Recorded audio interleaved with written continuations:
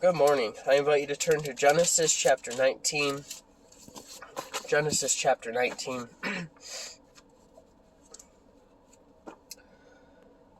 We are going to look at the life of Lot briefly this morning. In Genesis chapter 19, we'll begin reading in verses 15 and 16. And when the morning arose, then the angels hastened Lot, saying, Arise, take thy wife and thy 2 daughters, which are here, lest thou be consumed in the iniquity of the city. And while he lingered, the men laid hold upon his hand, and upon the hand of his wife, and upon the hand of his 2 daughters, the Lord being merciful unto him. And they brought him forth, and set him without the city. Sodom and Gomorrah was about to have judgment brought upon them. The Lord was going to lay waste to these cities and the surrounding cities for their abomination, for their wickedness, for their sin, exceeding sin, which was ever before him. Lot, because Abraham had interceded on his behalf for the Lord, Lot was mercifully preserved and taken out of that city. It's incredible, though, that after these angels had told Lot to get out of Sodom because God was about to destroy it, as we see here in Genesis 19, verse 15. But in verse 16, and while he lingered, that Hebrew word maha means to linger, to tarry, to wait, and to delay. Lot lingered. Why in the world would Lot linger and hang around a place that God was about to destroy? I believe there are some things that happened that Lot chose to do, that got him to this point. The first thing that we see, Lot began looking there. Turn back to Genesis chapter 13. Genesis chapter 13.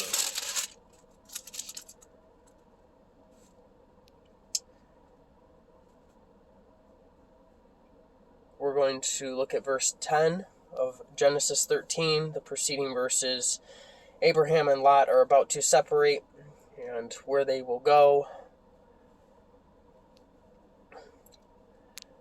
In Genesis 13, verse 10, And Lot lifted up his eyes and beheld all the plains of Jordan, and it was well watered everywhere before the Lord destroyed Sodom and Gomorrah, even as the garden of the Lord, like the land of Egypt, as thou comest unto Zoar. Then Lot chose him all the plain of Jordan, and Lot journeyed east, and they separated themselves the one from another. Abraham dwelt in the land of Canaan, and Lot dwelled in the cities of the plain, and pitched his tent toward Sodom. But the men of Sodom were wicked and sinners before the Lord exceedingly. Lot lifted up his eyes and went based off of what he saw, what he perceived in himself.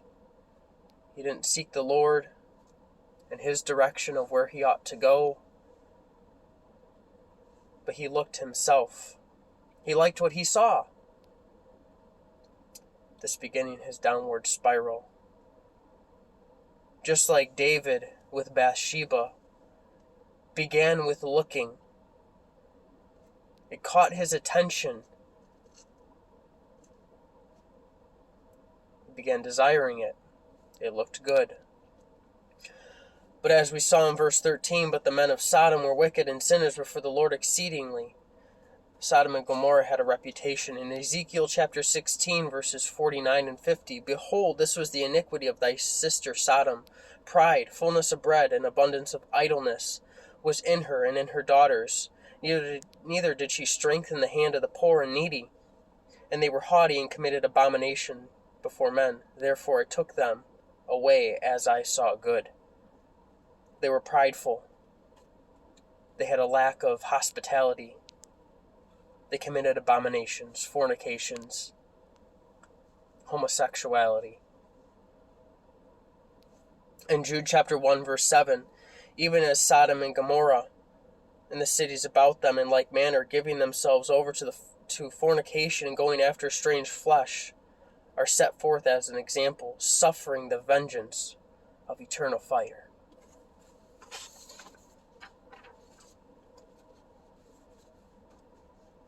Lot still desired it. He still pitched his tent, and he dwelt. The second thing is we see Lot began living there. In Genesis chapter 14, verse 12. Genesis chapter 14.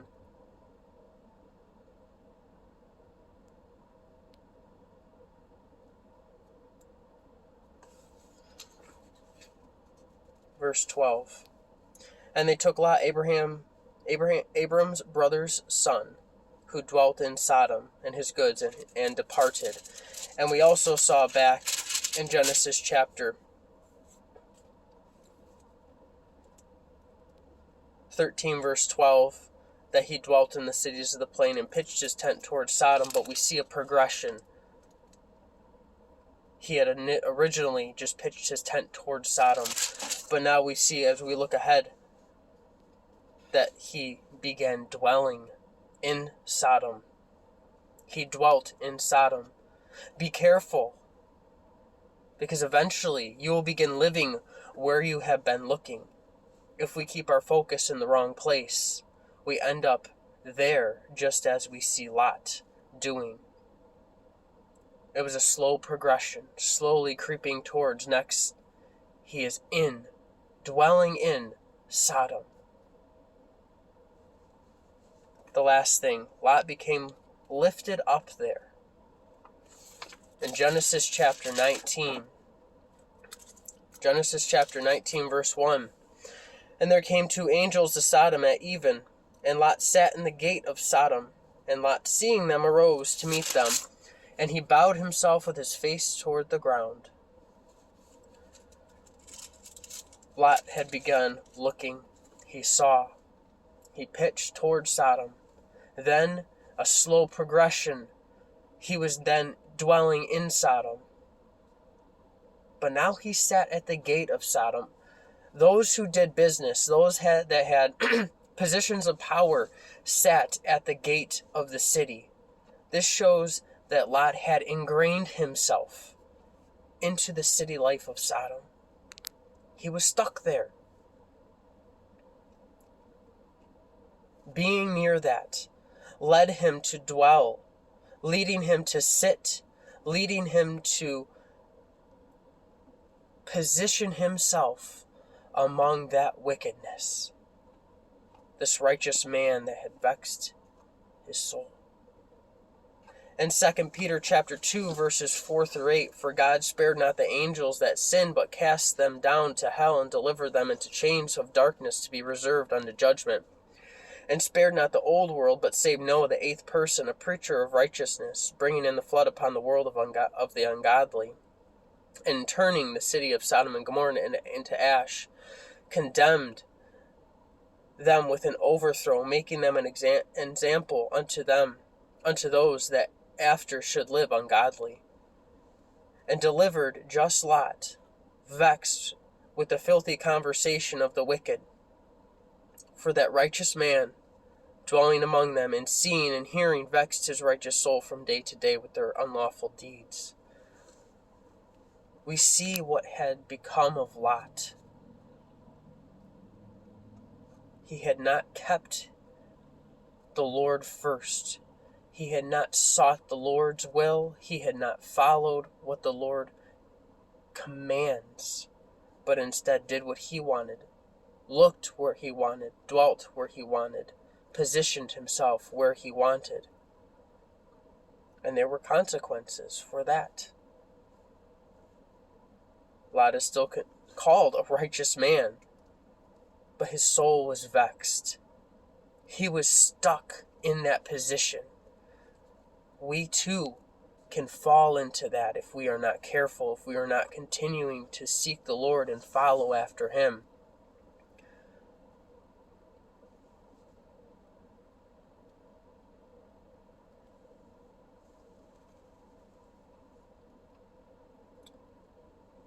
Lot eventually is dragged out of Sodom by force. He may have gotten out of Sodom, but Sodom had not gotten out of him. It had become a part of him. He had positioned himself. He had planted himself there. And even when he was removed, he still wanted to go by to a nearby city instead of listening to the command of what the Lord had directed him to do, to go to the mountains. He was not willing to let go and get unstuck. In reading this and studying this and looking at the life of Lot, I think of Psalm chapter 1, which paints the progression if one is not careful, if one does not stay in the way of the Lord and keep their affection set upon the Lord. We see with Lot, as we see him do. Psalm 1 is also a declaration of what the righteous ought not to do and what it can lead to. It's a warning. In Psalm chapter 1, verse 1,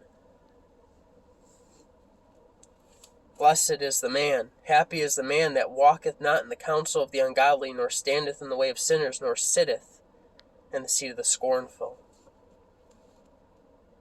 The psalmist is stating something that a righteous man ought not to do. Because that righteous man is striving and following the Lord and meditating upon his word and seeking the Lord,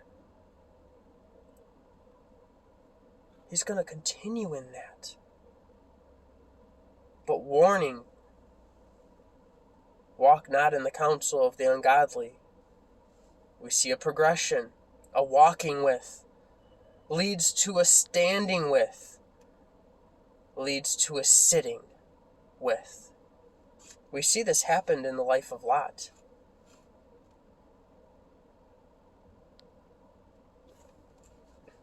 It's a very dangerous place to be for a righteous individual.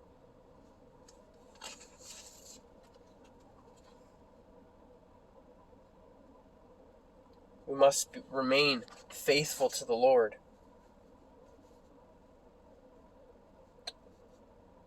Lot, going against this, was soon vexed. He soon became comfortable, normalized, and stuck in that position to wickedness. And we too can get into that position if we are not careful and we're not keeping our flesh and our desires of what we're looking at in check and letting the Lord lead. Lot was not in communion with the Lord. His affections had been set in the wrong place. In 2 Corinthians chapter 6, verse 14, be ye not unequally yoked together with unbelievers. For what fellowship hath righteousness with unrighteousness, and what communion hath light with darkness?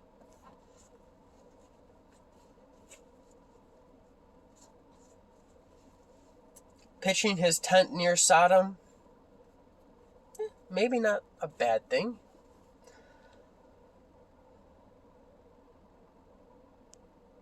But his looking became a more desiring, and it soon led him to being within that city. He should have stayed as far away, pitched his tent somewhere else. When it became known of what these cities were about, what they were doing, should have followed the Lord. In Colossians chapter 3, verses 1 and 2, if ye then be risen with Christ, seek those things which are above, where Christ sitteth on the right hand of God. Set your affections on things above, not on things on the earth. Lot ended up losing everything. He lost where he dwelt. He lost his wife. He lost his daughters. But we see the mercy of the Lord here. He did not lose his life. He lost everything because of the decisions that he made, of where he looked, where he began walking, standing, sitting, dwelling, where he had positioned himself. Where are you dwelling today? What has your affection and attention? I encourage us, set and keep your affection upon Christ. Have a good day.